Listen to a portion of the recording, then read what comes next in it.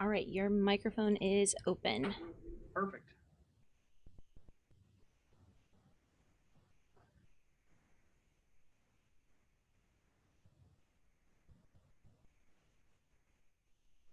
Good afternoon, everybody. Kristine Varkony here in our NBC4i streaming center. We are exactly 8 weeks out from the November general election here. November 3rd is the big day, but that's not the only day you can vote. And there's something I'm going to call election season. And we are very close to that right now. And we have a very special guest joining us right now.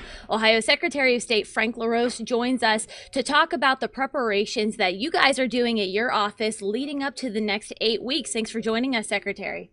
Thank you, Kristine. Yeah. All right. So you had a press conference today and you kind of talked about what you guys are doing to prepare for this. What's the biggest thing you want the people of Ohio to know, the voters to know as we close in on this last 8 weeks? Well, three things. First of all, still time to get registered to vote. You have until October 5th.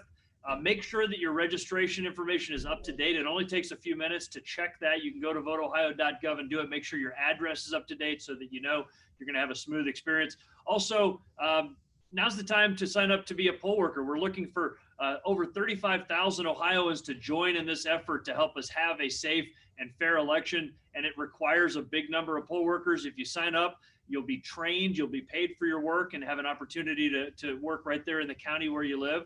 And then finally, we're asking Ohioans to get in their absentee ballot requests early. Ohioans have three great choices for how they vote. Not a bad choice among them. You've got 4 weeks of early voting, you've got 4 weeks of absentee voting, and you've also got in-person election day voting from 6:30 a.m. until 7:30 p.m. So we want to make sure that Ohioans take advantage of that. And if you choose to vote absentee, get your request in right now. You should have gotten an envelope that looks just like this. I got mine. Yeah, actually. And Lauren and I filled ours out just a couple days ago as well. We mailed it in. Now's the time to get that done. As you can see, the countdown clock behind me says 27 days, 19 hours, and 25 minutes until early voting begins. That happens on October 6th, and that's the same day the Board of Elections starts mailing out those absentee ballots. So if you get your request in right now, you'll be among the first to get yours when they send them out right there in the October 6th and 7th timeframe. Something a lot of people do over the summer months is move, and so I kind of want to also talk about making sure if you're moving into Ohio from another state, or you're moving from another city in Ohio, you can still make sure you are registered to vote in the state of Ohio right now as well. Absolutely. In fact, we can do it online in Ohio. Mm-hmm. It's easy to do at voteohio.gov, and you have to do it up until October 5th. 30 days before the election is what the state law says. You have to be registered 30 days before the election. And so as long as you live in Ohio, then we'd love to have you be a registered voter. You got to be a U.S. citizen, of course, and we want to get everybody registered that we can. And actually, think about this. Take the time to remind a young person in your life to get registered to vote. Mm-hmm. Think about maybe one of your own children or grandchildren, or the kid down the street that you know from church or whatever else. Talk to a young person and remind them, as long as you're going to be 18 by election day, you should get registered to vote and make your voice heard. Absolutely. So all those seniors in high schools right now as well. Speaking of 18-year-old, you kind of put a plea out there for some of our younger Ohioans to maybe become poll workers this season because of COVID, and the elderly population who boards of elections usually rely on might not be able to do it. Can you talk about how what would be required of them to do that and just what that job would entail? Sure, Kristine. So yeah, being a poll worker is it's a great education. It's a great civic duty. It's something that we need people to do. You get paid for it. And in Ohio, 17-year-old high school seniors can sign up to be poll workers. Here's something to think about. A lot of colleges are not looking at ACT and SAT scores now because they're not administering those tests during the pandemic. And so one way as a college applicant that you can distinguish yourself from the other applicants is by signing up to be an elections official. Pretty cool thing to be able to list on a college application, or for that matter, a job application, that you served as an elections official. Now, here's how the process works. You go to voteohio.gov/defenddemocracy. That's the official Ohio Secretary of State website, voteohio.gov/defenddemocracy. You put in some information there. Your Board of Elections will call you just a few days later, and then they're going to schedule you for a training time. They're going to get you trained. A lot of times it happens on a Saturday or in the evenings. The training lasts about 2.5, 3 hours. They pay you for your training, and then they'll assign you to work at a polling location in your county. You'll be there from 6:30 a.m. when the polls open until 7:30 p.m., maybe a little bit before and a little bit after. It's a long day, but it's a great chance to really be on the front lines of our democracy and make sure that we have a smooth and fair election. And you're right, Kristine, to mention that historically a lot of our longtime poll workers are in that age range where they may be concerned about the disparate impact that the virus has on older Ohioans. And so we know that over 40% of our longtime poll workers sort of fall into that category of older Ohioans. And so this is a call to duty for a whole new generation of Ohioans to sign up for this important responsibility. I got my own little brother to sign up for it. He's a college student at the University of Akron, and he's going to do it this year. And we're seeing companies all over Ohio that are willing to give their employees a free day off. In fact, just recently, Ohio State University announced that they're going to give their employees a day off to be poll workers. Other Ohio companies are signing up as well. And so you may actually be able to get a day off work to do it if you talk to your company about that. Yeah, also thinking about, things coming to my mind are perhaps, volunteer groups that are on Ohio State's campus, sororities, fraternities, honorary groups, different things like that. That might be a great project for them as well. Nice little competition between the college Republicans and the college Democrats to see who can recruit more poll workers. That kind of thing's always fun. And we're actually encouraging nonprofit groups to do this because it can actually be a fundraiser for you. If you think about it like this, a lot of nonprofit groups can't do their traditional in-person fundraising thing, whether it was like a fish fry or a festival or a picnic or whatever else. But if you get a few dozen of the members of your charity group to sign up to be poll workers, and then they commit to donating their poll worker salary back to the charity, it actually could be a fundraiser for your organization. And poll workers get paid between like $120 and $200 depending on the county. So it actually could be a nice fundraising opportunity for a nonprofit group to just encourage their members to go to voteohio.gov/defend democracy and sign up to be a poll worker. I mean, shoot, that's not a small chunk of change. So even if you need the money, get out there and do it too. Absolutely, yeah. So you mentioned that it is a long day for poll workers. It's going to be a long day for us in the media and you as well, because it's not going to be a traditional, you mentioned it in your press conference earlier today, before the sun goes down, we might not know the results of this election. Can you talk about what that process is going to be like and why you think it's going to be a longer night than usual? Sure. Yeah, we know that it takes a while longer to count the absentee ballots sometimes, especially those absentee ballots that arrive on election day. Those envelopes have to be cut open. The data has to be verified. They even have to smooth them out so they can get the folds out of them so they go through the scanner.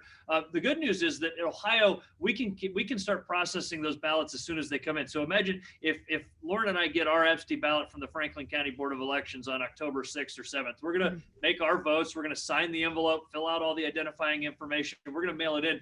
Let's say they get it on the 12th or 13th of October at the Board of Elections. They can cut it open. They can verify the information, check our signatures on file, make sure that they're right. And they could go ahead and get it flattened out and ready to scan and everything else. In some of our neighboring states, they can't do that. In Michigan or Pennsylvania, for example, they can't even open the ballot envelopes until election day. So they could end up with days of delay up there. Here in Ohio, we are able to do that, and it's something that will help expedite the process, but it will go later. What I said in the press conference is that, my hope is that we have results before the sun comes up on Wednesday. Oh, that's it. Yeah, but brew a pot of coffee, and what's always more important than speed is accuracy. We will never sacrifice accuracy for speed. We like to know what the results are, but it's also important to mention that those results you get on election night are always the unofficial results. That's not the final. That's not the final tabulation. There are many more ballots that still have to come in. In Ohio, those ballots can be received up to 10 days after the election, as long as they're legally cast and postmarked by November 2nd. And so when we report results on election night, that's a snapshot. It's a good indication of where things are, but it's not the final answer. And by the way, when those numbers change between election night and the final certified result weeks later, it's not a sign that something nefarious has happened. In fact, quite the contrary. What it is the manifestation of that commitment that every voice matters, and so every vote matters, and we're going to count every ballot that's legally cast in the state of Ohio. That means that the numbers could change between election night and the final certified results weeks later. So politicians on election night, they're going to be holding their usual parties. Everybody likes to give, their victory speech, or if you're on the other side, the concession speech that night, but we might not be seeing those come election night too early, or maybe they'll be closer to dawn if they're willing to wait that long. Well, and it's important for you all that work in television journalism to think Hmm. maybe about how you produce those programs on election night. Oh yeah. That traditional model of, hey, we're going to have the person with the big board over here, and then we're going to have the decision desk people over here, and we're going to call it at a certain time. That may not be the case this year, and it's just important for people to be ready for that. That kind of patience that's going to be needed. Listen, I think Ohio is going to have our results pretty quickly on election night. At least we're going to try to do that.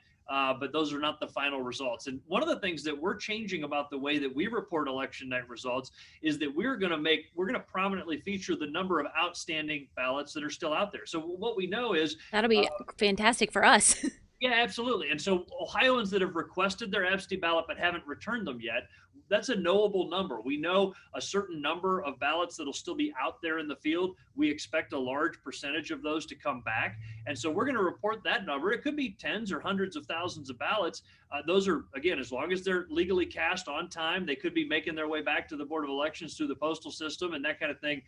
And so those are important to take into account as well. We're going to report on election night or early Wednesday morning every result that we have. The ballots that we have in hand that were cast early, that are cast as part of the absentee process, and that were cast on election day, those will all get tabulated and reported. But again, we'll continue to receive ballots for up to 10 days after that, and those all deserve to be counted as well. Absolutely. So this is actually, I just want to emphasize, this is nothing new in Ohio. You guys have been doing this for years and years. People have been, I did it when I was in college, and I went to Ohio State, voted in Jefferson County where, my residence was. So filling out those absentee ballots, it's nothing new because people like to vote in different ways. They sit at their dining room table and take their time and look up each candidate. So how long has Ohio been doing this, and how sure are you that this is a really good process? Yeah, for close to 20 years. And this is Yeah. why, as I say, Ohio is really well positioned to run elections in the midst of challenging times like this. Some of our neighboring states have just this year figured out, hey, we need to have early voting, and they're quickly figuring out how to do that. Ohio's been perfecting that for close to 2 decades. Some of our neighboring states have just finally said, hey, we need to have no fault absentee voting, which simply means anybody that wants to can vote from the comfort of home. Right. Ohio's had that for close to 20 years, and we've had the time to get used to it and understand it. Our boards of elections have gotten used to it. We handle routinely 20 or 25% of our ballots come in by mail. So 1 out of every 4 vote in Ohio traditionally and over the last 2 decades has come in via the absentee voting process. So our boards are well equipped to handle high volumes of absentee voting. Now, we think those numbers are going to go even higher this year. That's a good thing. Mm-hmm. I've told our boards of elections to be prepared for up to 2 times as many as they normally get. So let's say 40 or even 50% of the ballots came in by mail. As long as they don't all come in at the last minute, our boards of elections are going to be well positioned to handle that. Now, if people procrastinate and everybody mails in their ballot at the last minute, there's going to be an avalanche at the Board of Elections, and then they're going to be overwhelmed. They only have a certain capacity. Yeah. And so we talk about flattening the curve in a different way here. We'll flatten the absentee ballot request curve by getting your absentee ballot sent in as soon as you can. And by the way,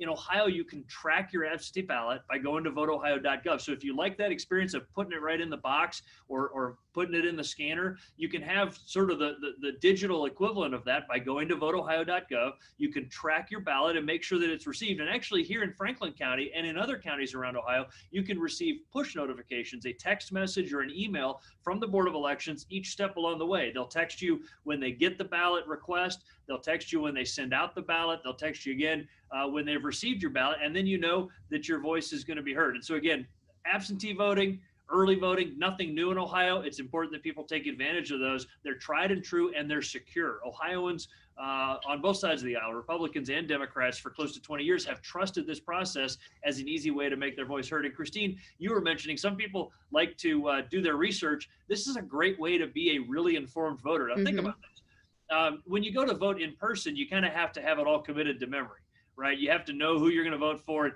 I think when it comes to like the presidential race and the congressional race, most people probably have their minds made up by now, or certainly will by the time they go to vote. But those local races, those really important Issues and levies, yeah. absolutely. So when you vote absentee, it's like being able to cheat on the test. Yeah. You can flip open your laptop. You can call a friend. My grandma does this. My grandma's a very, very healthy, young, almost 90-year-old woman, and she gets out and about and is very active, but she votes absentee because she wants to be as informed as she can. And when she finds a candidate that doesn't have enough information on their website or doesn't have a position paper, she'll call me up and she'll say, Frankie, tell me about so-and-so who's running for judge up here. And then I'll help grandma understand who that candidate is. Now, also, it's important to understand that if you vote absentee, you may not get as much political mail and phone calls.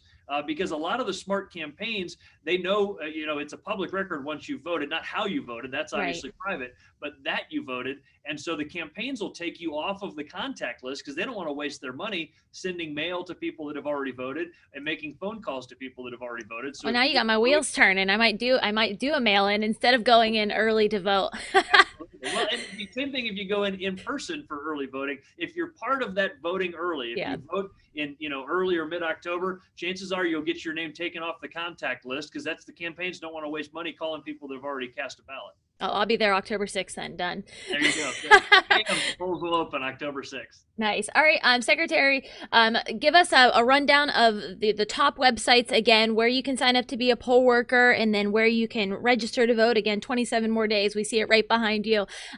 Give us those last things, and then we'll wrap things up here with you.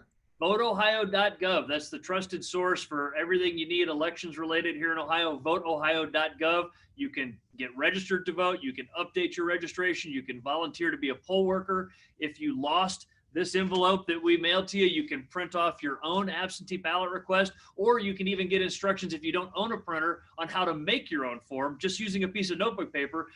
As long as you provide all the right information, we're going to count that as an official absentee ballot request. Everything you need to know about voting in Ohio is at voteohio.gov. And again, look for that .gov website so you know that you're at the official trusted government website. All right. Thank you so much, Secretary of State. I'm sure we will be hearing from you lots over the next 8 weeks. Thanks, Kristine. All right. See ya. All right, everybody, running on your screen right now is a video with all of the important dates that you need to know as far as pertaining to elections. September 18th, military and overseas voting begins. That is in just 10 days from now. October 5th is the last day to register to vote. And then on October 6th, early in-person voting begins and absentee voting by mail begins. October 31st is the noon deadline to request your absentee ballot by mail, but make sure you do it before that if you want to make sure your ballot gets to your Board of Elections on time. And then, of course, November 3rd is the general election day. Absentee ballots can be dropped off at the Board of Elections in person on that day as well. Thank you all so much for being with us this afternoon. I appreciate it. Let me know if you have any comments about this process, and I'll be sure to include all the links the Secretary of State mentioned in this video, in the description of this video, as well as on our website, NBC4i.com. I'll be back with you guys in just about an hour from now when Governor DeWine will hold his coronavirus daily press briefing as well. So I'll see you then. Bye.